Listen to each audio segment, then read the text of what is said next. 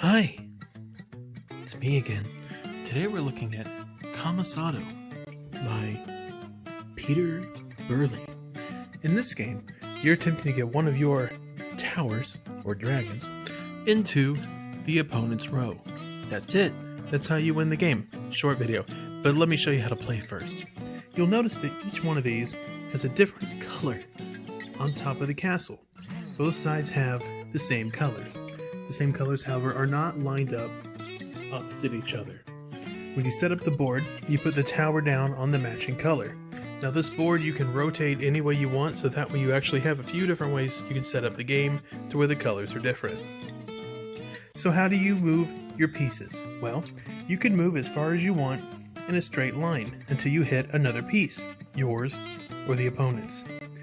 You can also go diagonal as well, as long as it's forward.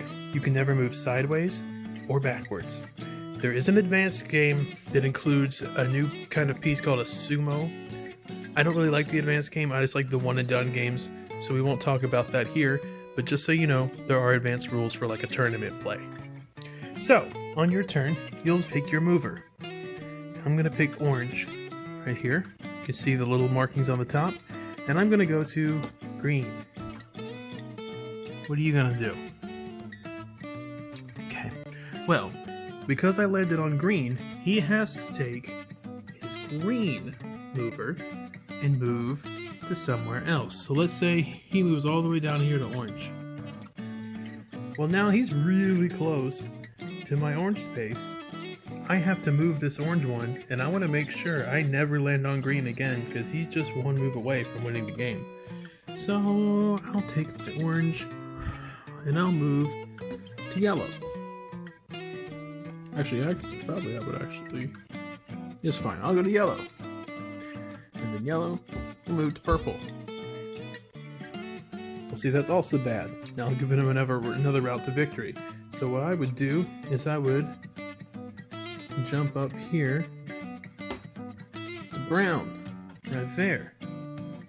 And now brown would go down here to blue, because he's not going to go to purple, because that would let me win. But let's say, for example, I had moved up here, and I make brown move. Well, then he has no choice but to either go brown like this, or purple like this.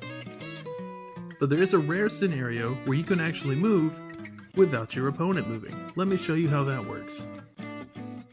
Let's say our setup was like this, right here.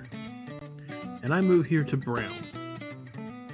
Well, as you can see, brown cannot go diagonal, it can't go forward, and they're never allowed to go sideways. So that means this would count as purple moving on purple again. So if I did that, I set myself up to win. But that's not what happened. So let's go back to how it was. I move here.